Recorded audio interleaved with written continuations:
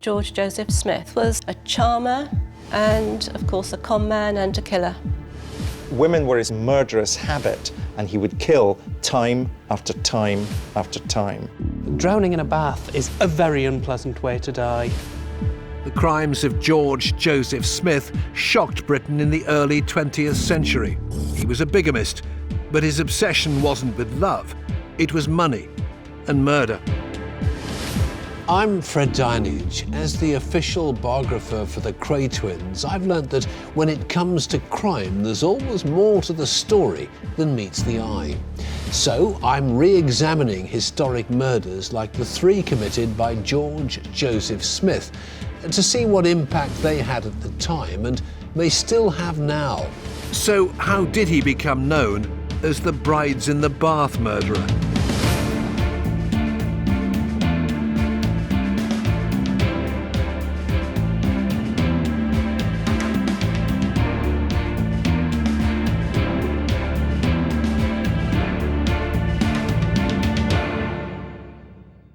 In 1915, a trial took place at the Old Bailey in London. The man in the dock was George Joseph Smith, a serial bigamist. But the charge against Smith wasn't infidelity. The charge, in fact, was murder. 3 of his wives had died while taking a bath, leaving him a wealthy widower.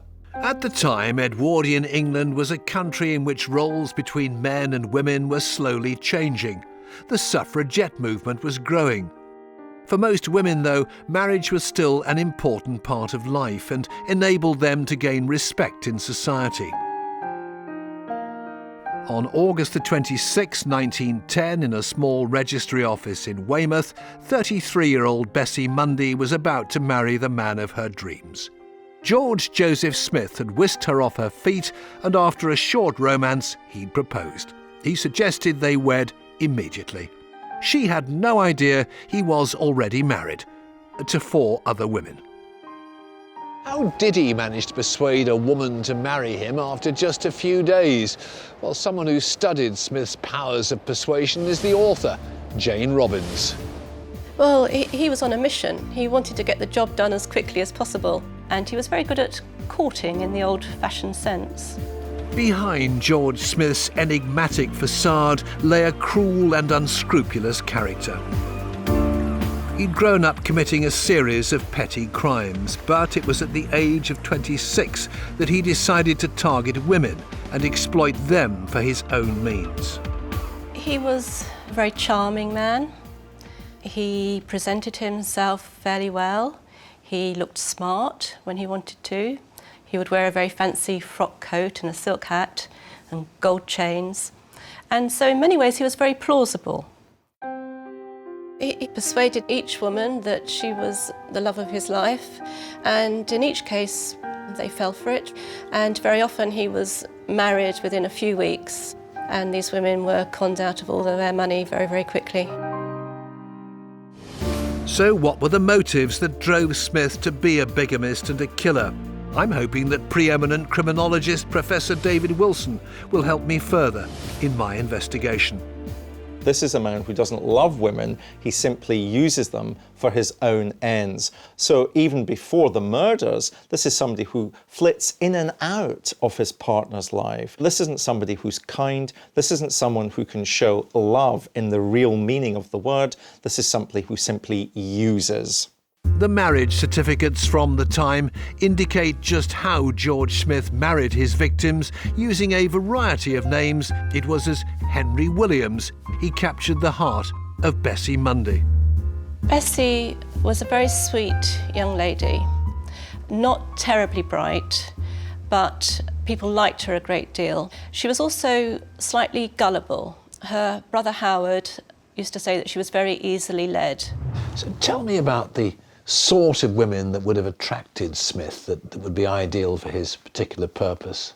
Well, by and large, we can use that old-fashioned phrase that these were women on the shelf. We're talking about women who were in their 30s, their late 30s, women who felt that they were never going to get a husband for one reason or another, and therefore were flattered that somebody who claimed to be an artist, an antique dealer, was going to take an interest in them. Smith had conned his previous victims out of their life savings that usually amounted to a couple of £100. However, with Bessie Mundy, the bigamist thought he'd hit the jackpot. Bessie had a trust under her father's will, and the capital amount was £2,500, and George clearly wanted to get his hands on that money. So he persuaded Bessie to write to her Uncle Herbert and ask for it. Uncle Herbert had smelt a rat, and he didn't want to let it go. Unable to get the thousands, Smith sweet-talked Bessie into giving him £140. Then, as with his previous wives, he wrote her a heartless letter and vanished. He takes her immediate savings and her clothings, but then disappears, claiming later that he had contracted a sexually transmitted disease. Bessie, knowing all of this to be untrue, was absolutely distraught. She took to her bed. A doctor had to lift her up the stairs to take her to bed. She wouldn't get out of bed. Bessie was forced to rebuild her whole life on her own. Bigamy is defined as the state of having two illegal spouses simultaneously. Smith had 8. So how did he get away without being caught? I want to find out more about marriage laws in the early 20th century, and I'm hoping that Lois Bibbings can help me. She's a senior lecturer in law at Bristol University. Would he have had to prove his identity before he could get married at that time? Well, identity wasn't as easily provable in those days, and actually people changed their names and their identity far more than now. So it would largely be a case of turning up and sort of giving notice for a civil wedding, and that notice sort of appearing so that anyone could contest it. And if you moved around the country, as he did, would that make it even easier to get married, as it were, several times, and even less chance of being detected? Absolutely. Moving around would obviously make it much easier not to be detected. And changing your name would help as well, but I don't think that would even be necessary at that stage. It'd be very unlikely to be detected. This is a period in which, if a woman married a man, her legal personality is subsumed by the legal personality of her husband. Women didn't really have the ability to economically buy their way into society, and therefore that's what Smith capitalizes upon. He capitalizes upon the need for women to make a relationship with a man because that would allow them to survive as an economic unit. Of course, Smith exploits that to his own advantage. Something happened in Smith's career around 1908 to 1910.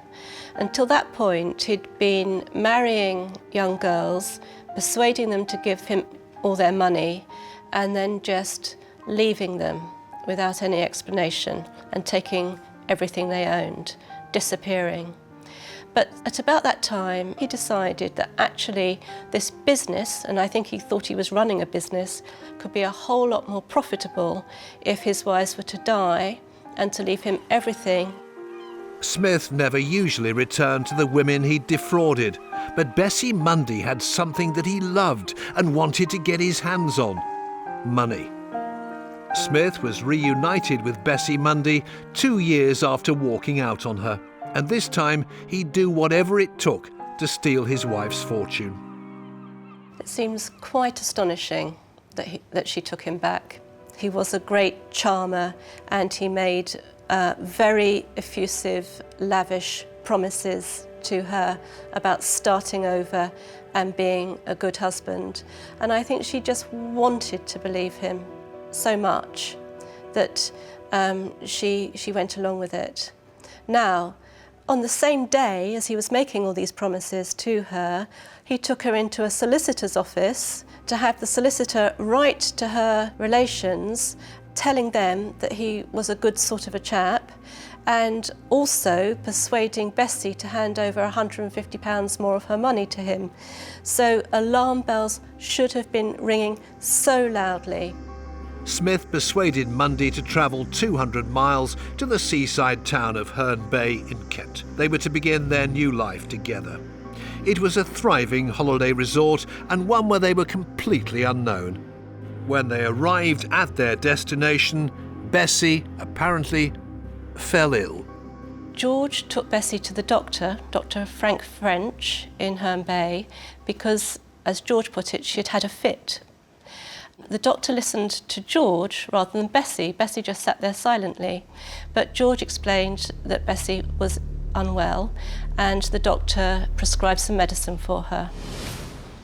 After the doctor's visit, Smith suggested she write a letter to her family. In it, she wrote, "I do not like to worry you with this, but my husband has strictly advised me to let all my relatives know and tell them of my breakdown. I've made out my will and have left all I have to my husband. That is only natural, as I love my husband." And to the outside world, it appeared that Smith loved her, but apparently his demonstrations of caring devotion covered up more sinister motives. On the evening of Saturday the 13th of July 1912, George Smith filled a small tin bath so his wife could enjoy a rare luxury. Nobody knows just what happened after she stepped into the water, but an hour later, Smith called for help. The doctor who treated Bessie days earlier arrived to find his patient with her head under the water and her legs hanging over the end of the bath. Bessie Mundy was dead, apparently drowned, and there were no marks on her to suggest anything sinister. Dr. French helped remove Bessie's body from the bath. It was Dr. French who decided there should be no post-mortem and that Bessie had died accidentally in the bath, he thought, following a fit of some sort. The obstacle between George Smith and Bessie's £2,500 had been removed. Smith had transformed from bigamist Lothario into a wife killer, but no one suspected a thing. I'm Fred Dinenage, and I'm investigating the brides in the bath murders committed by the bigamist fraudster George Joseph Smith. I want to discover how this killer managed to drown 3 of his wives in Edwardian England without raising any suspicion. The year was 1912, and Bessie Mundy had been Smith's 5th wife. She was found dead in a bath at their new lodgings in Herne Bay in Kent. Her death certificate stated she drowned after suffering a fit. No one realised her death meant Smith would inherit a large sum from her recently created will, equating to £140,000 in today's money. I think Smith is motivated entirely by greed. I think he's somebody who cons because he wants to gain access to money. In the course of gaining access to money, which he has done throughout his entire life, he's behaved fraudulently and criminologically. And I think he learns to play the part of somebody who knows he needs to kill because through those deaths, he gains access to money. With no suspicion falling upon the widower, Smith swiftly claimed his £2,500 and left Herne Bay. He came here, to Bristol, where he kept a 3rd wife, Edith Pegler. She was very different to the others. Edith was a domestic servant. She wasn't very pretty. She looked quite sturdy and stern. When George met her, he very quickly persuaded her to marry him. And what was different about Edith was that he never conned her out of all her goods. He went back to her again and again. Often taking to her garments that he's stolen from his now dead wives and explaining that he's been abroad, he's been in Canada, he's been in the United States. But surely Edith Pegler would have been suspicious of him. Well, but remember, it's a time when most people would have read regional or local newspapers rather than national newspapers. So, of course, Edith wouldn't have been suspicious if she had a plausible husband who was explaining his absences by saying he was abroad dealing in art or dealing in antiques. My research has revealed that bigamy is still a crime that's active in the UK today. In the past 10 years, there have been over 650 reported cases in England and Wales. The laws regarding bigamy are covered by the Act of Parliament that was passed in 1861. The penalty remains a maximum sentence of 7 years imprisonment. In 1914, Smith continued to show complete disregard for the law. He aspired to leave behind the impoverished upbringing he'd suffered. The money he made from murdering Bessie Mundy gave him the opportunity to be accepted as a respected businessman. I don't think he aspired to be really top of the heap.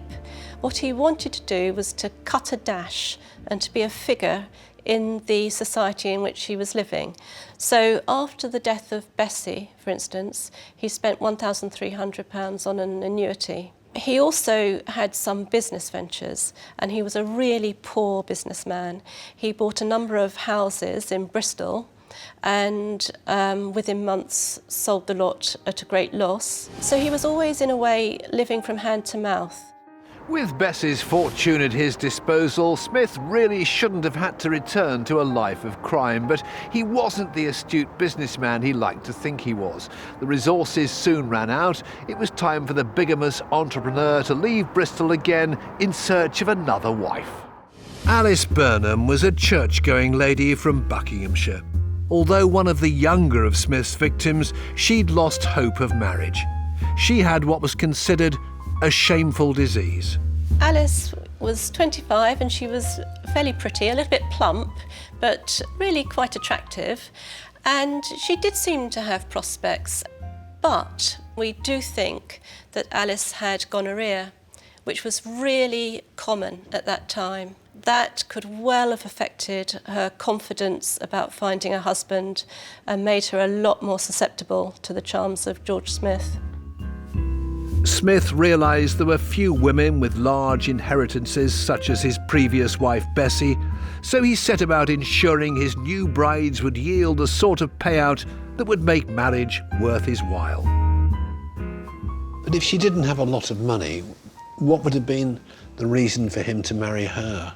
Alice had worked very hard for a number of years and she'd saved money. And she'd sent £40 home to be looked after by her father. In total, her father was looking after £100 for her, which was worth a lot then. And that money would have been worth a great deal to George Smith, but more particularly, he persuaded Alice to take out a life insurance policy that would pay out £500 if she were to die. George married Alice in November 1913 and took her on honeymoon to Blackpool. The guest house wasn't particularly plush, however, it did have a bath. Settled into their bed and breakfast, new bride Alice Burnham sat down and penned a letter to her family. In it she said, "I have the best husband in the world." It was the last they were ever to hear from their daughter. On the evening of the 12th of December 1913, George Smith began running a bath for his new wife. And remember, baths at this time aren't common. Not every house will have a bath indoors. So this is almost like a treat. This is almost like something special that he's organised for his newly betrothed wife. Alice thought she was about to begin a new stage of her life, one that she was going to share with her caring husband, George. Instead, she would meet the same end as Smith's previous ill-fated wife. While she was having her bath, the landlady's family, the Crossleys, were downstairs in the kitchen, which was directly below the bathroom. They saw that there was a bit of water running down the side of the wall and thought that she'd run the bath too full. They debated amongst themselves whether to go up, but they decided that they didn't want to upset their lodgers, so nobody intervened. So had they gone upstairs, could they have prevented a murder? If they'd gone upstairs, it's possible that Alice would have lived. After just 1 month of marriage, Alice Burnham had been murdered. No post-mortem was carried out. The police weren't requested, as the doctor believed there were no suspicious circumstances. The death certificate stated that she died through drowning. But not everybody thought Smith was trustworthy. Alice's family were very suspicious of George. They really thought something was wrong. They rushed to Blackpool when George wrote to them saying Alice was very ill. In fact, she was dead by then. and confronted George, but they didn't think that her death was suspicious. I think that was just beyond imagination for them. They knew he was a nasty piece of work, but they didn't realise that he was a murderer. An early post-mortem might have led to Smith's arrest. As it was, he was free to lead his life. I've come to this lab to meet Dr. Stuart Hamilton. As a Home Office pathologist, he knows what might have happened if there'd been a post-mortem. Autopsies are only really performed if a cause of death can't be determined or if the cause of death is likely to be unnatural. But he did this in different places, and the coroner's system then was not well joined up. So one coroner may not know what occurred in another coroner's jurisdiction previously, and therefore we may simply have been looking at a series of individual deaths. It's only when you look at the sequence of the deaths that it becomes suspicious. So if he'd stopped at one, we may never have known that he was a murderer. Drowning in a bath is an unusual occurrence. Stuart's arranged an experiment to demonstrate what would have happened to Smith's brides when they were drowned. What we've got here is some lungs, trachea, and the heart from a sheep. Fairly similar to a human being's. Pretty much the same in all mammals, really. And these lungs will expand as you breathe in, and they'll contract as you breathe out, and keeping the oxygen travelling around your body, keeping you alive. But if water gets in there, show us what happens. Then, as we put the water in, we squeeze it. You can see those lungs inflating with the water actually filling them up. And just as an example, when you do resuscitation on somebody who's partially drowned, what you're trying to do is compress the chest so that water comes out and it leaves more room for the air to get in and to allow you to breathe. But once the water's going in, there's no way that you can breathe. No. And that water rushing in, it's going to hit the lungs. It's going to be painful. Just think of what happens if you just accidentally inhale a little bit of a drink or something like that. You get that burning sensation in your chest. And this spongy sort of area is all tiny little spaces that should be getting air into them, and they'll all be full of water and they'll be absolutely useless. A very unpleasant way to die.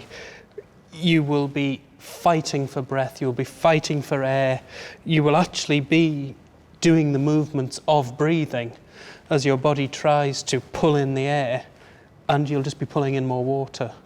It would be a very unpleasant death. Is drowning, especially forcible drowning, easy to prove? Remarkably, drowning is not an easy diagnosis to make. There's nothing you can see in a human body specifically which tells you a person must have drowned. And what you've got to look at is the findings in the lungs, the finding elsewhere in the body, and the circumstances in which somebody's found. With no post-mortem on the body of Alice Burnham, no suspicion fell upon Smith. Within days of his wife's death, he collected the £500 life insurance policy he'd placed on her and returned to Bristol.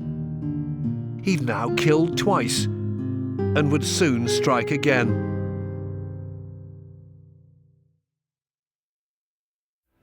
I'm Fred Dinenage, and I'm investigating the brides in the bath murders committed by mercurial charmer George Joseph Smith. He murdered his wives by drowning them. Such was his cunning, nobody suspected a thing. By 1914, George Joseph Smith was at his most dangerous. He'd already killed two of his wives and claimed thousands of pounds for their deaths. Smith took it as the perfect opportunity to continue his reign of bigamy and murder, as millions of men were called up to fight in World War I. Driven by greed, he set out looking for a new victim.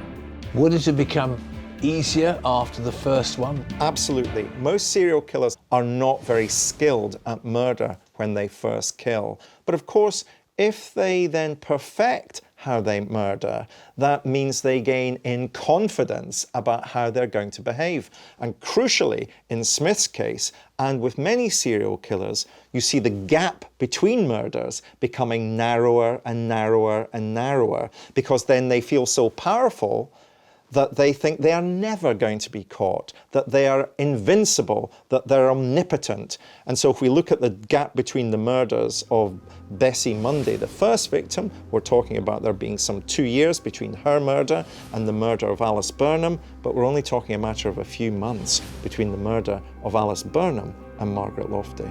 Smith quickly squandered the money he'd gained from Alice's death on more bad business deals. So, with his sixth bigamist wife dead, it was time to look for number 7.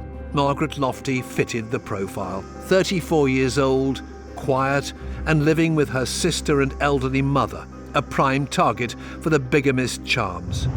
They were married just over a month after meeting. As with his previous brides, Smith quickly put a life insurance policy into place. It would pay him £700 should Margaret die. The man she married, she knew as John Lloyd. He took her along to get her life insured before they were married. The day of Margaret's wedding, she spent going to see a doctor because she had a headache. George went with her to the doctor, and he took her off to Highgate in London, once again looking for a boarding house with a bath. And it was the following day that she was found dead in the bath. Smith had struck again, but as with Bessie and Alice, he'd made sure that no suspicion fell upon him. In each case, he was very careful to establish an alibi. When his wife got into the bath, he, I think, murdered her, and then immediately went out to buy something. In the case of Bessie, he went out to buy fish. In the case of Alice, he went out to buy eggs. And in the case of Margaret, he went out to buy tomatoes. So he was able to say that his wife had died whilst he was out at a local shop. Smith must have thought it would be just a matter of time before he'd receive the £700 payment for Margaret's death and be able to leave for Bristol. However, the death of a newlywed in such tragic circumstances caught the attention of the News of the World. The mistake he made was to murder Margaret in London, because when the inquest was held, it went into the national papers. It was a report in the News of the World. And of course, this is a national newspaper rather than a local newspaper. And many people in all parts of the country suddenly connected the story of Margaret Lofty drowning in her bath on her honeymoon with the stories of other women, newly betrothed, drowning on their honeymoons. In Buckinghamshire, Alice's father, Charles Burnham, saw the report of a death in a bath that sounded so similar to Alice's death that he contacted his local police force. The son-in-law from the guest house in Blackpool was also suspicious, and the case even attracted attention from a celebrity with a fascination in crime. Arthur Conan Doyle picked up on this as well and alerted the police force that there was something suspicious going on here that was worthy of their investigation. Smith continued to wait in Highgate for his late wife's life insurance policy to be paid to him.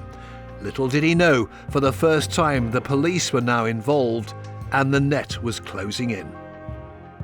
The case was handed to a D.I. Neal of Kentish Town Police Station. He worked quickly to stop Smith receiving the £700, whilst ensuring the suspect didn't discover that he was being investigated. The police, by and large, don't come out well in our crime stories. You know, they often miss clues, they fail to spot a particular pattern of events. But D.I. Neal really went the extra mile in terms of his investigation to link up various cases in different parts of England, going to solicitors' offices, catching letters, looking at postcards, finding a pattern of evidence that he would be able to bring a case against Smith.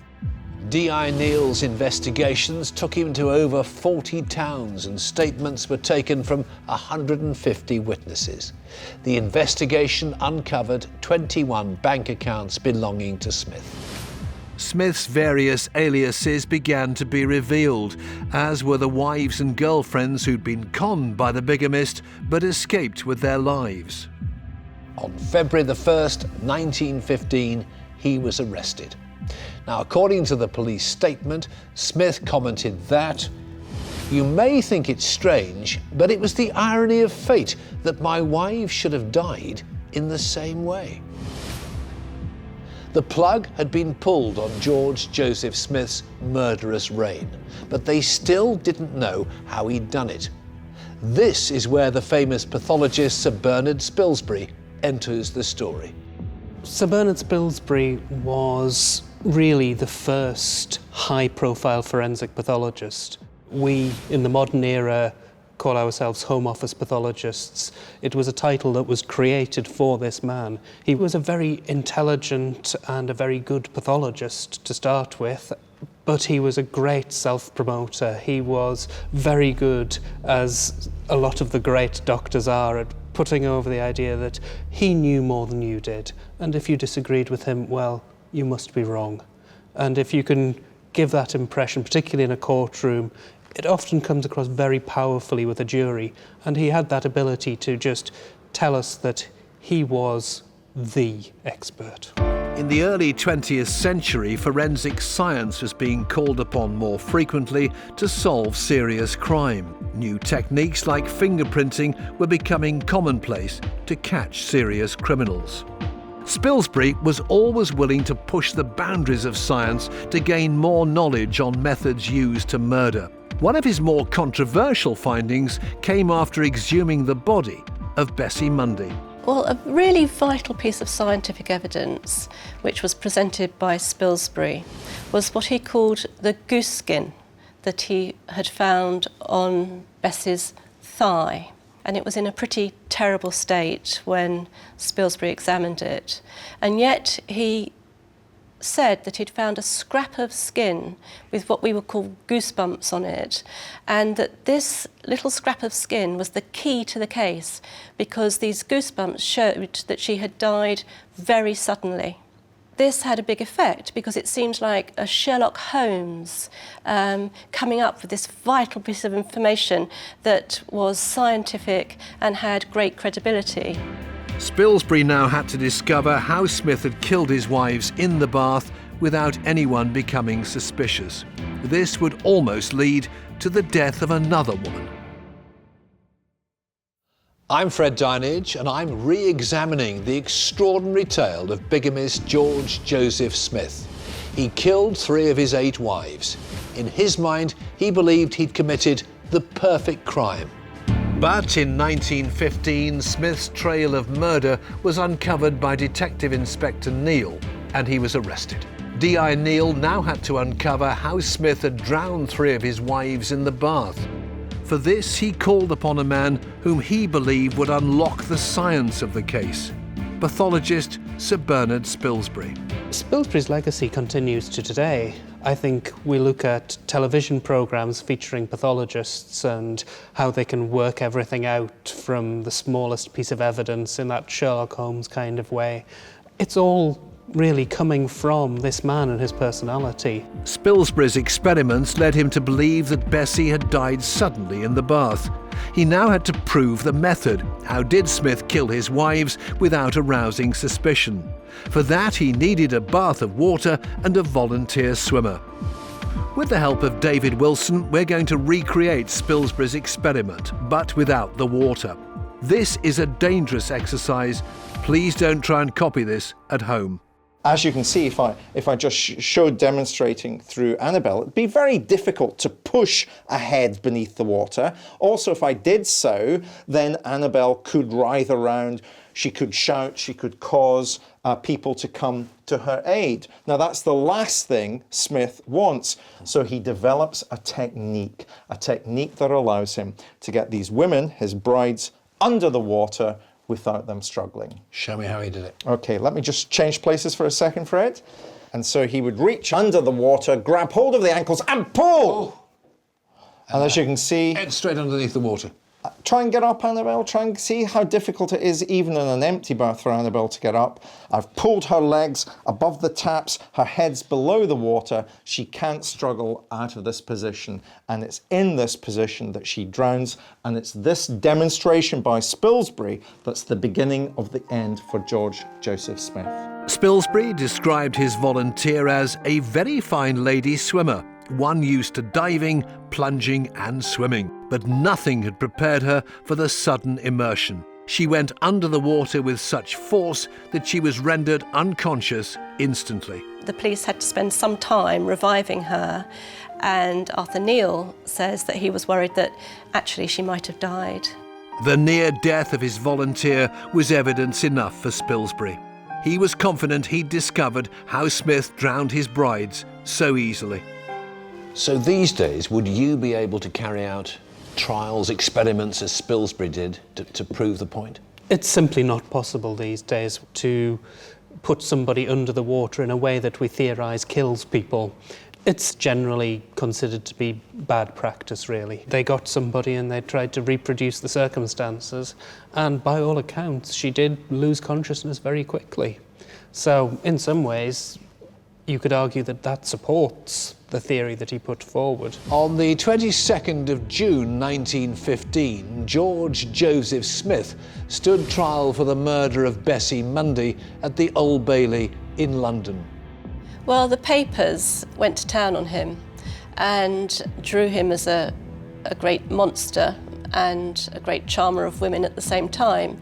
So by the time he came to court, there was a mystique around him, and certainly the court was packed with women from all classes of society. He becomes almost the first public serial killer, and so celebrity and serial killer, I think, get mixed up in Smith's story, and it's that more than anything else that leads to this myth of him having a magnetic personality, eyes that are going to hypnotize women.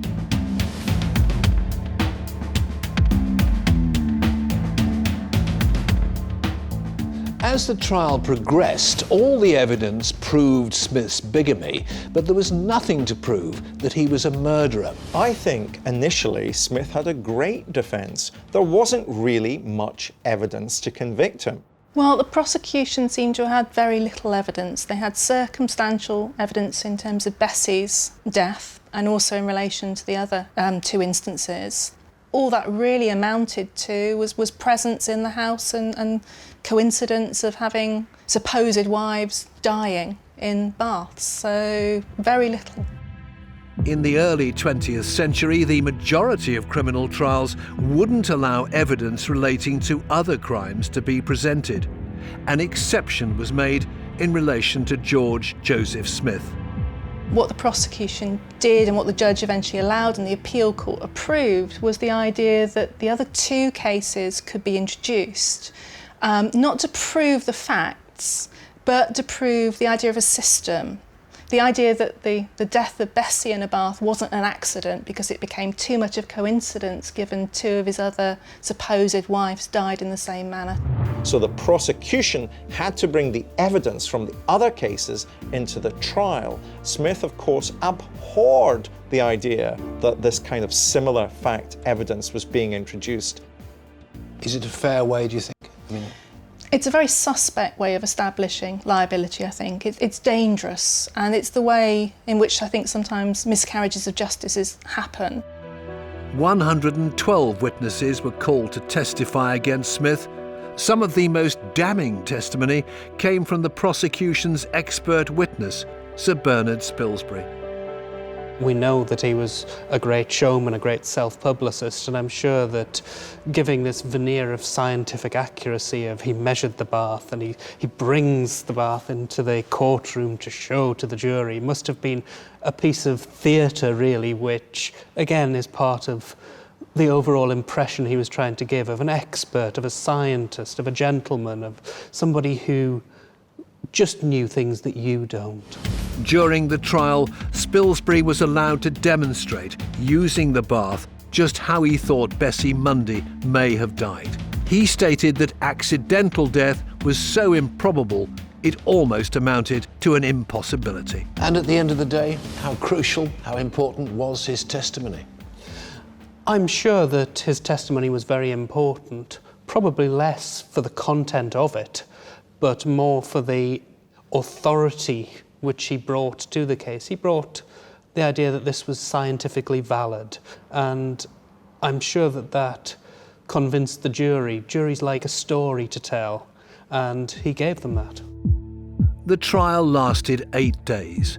The prosecution surmised that the murder was one of design and repetition.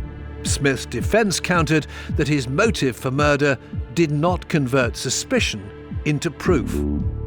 As the case drew to a close, it was left to the judge, Mr. Justice Scrutton, to sum up. He asked the jury to consider the 13 coincidences between the 3 deaths. Did they point to a designed death or an accidental one? And even as the judge was summing up the case, Smith was shouting out from the gallery, saying, "You're telling the jury I murdered them. You're telling the jury I murdered them." It took the jury all of 22 minutes to find Smith guilty of murder, and he was sentenced to be hanged until dead. Sir Bernard Spilsbury's testimony led the way for forensic experts to be regularly called to present evidence. But nearly 100 years after Smith's trial, it appears that not all of Spilsbury's theories were scientifically correct. It's just complete nonsense that bodies after death will sometimes get a bit of goose skin on them, and it indicates pretty much nothing at all. I mean, it's been claimed that were Spilsbury to provide this evidence today, or this lack of evidence today, it could have resulted in an acquittal. I think that's entirely correct. The evidence that he is bringing in is very, very limited. Any competent defence barrister would stand up and they would say, but this is theory, where is your evidence that this happened? In Spilsbury's day, there was nobody there who would challenge him in that way, and the defence missed a trick, really. Smith appealed against his verdict. His defence stated that no firm evidence had been produced to indicate their client's guilt. The appeal court questioned the judge's summing up, but ultimately stuck with the original conviction that Smith was guilty as charged. He did not want to believe that he was guilty.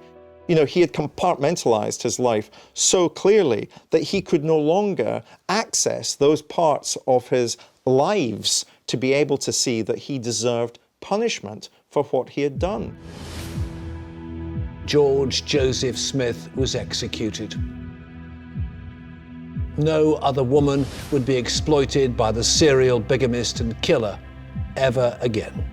He was hanged for the murder of his 3 brides, on evidence seen as dubious according to today's legal system. So, was Smith guilty?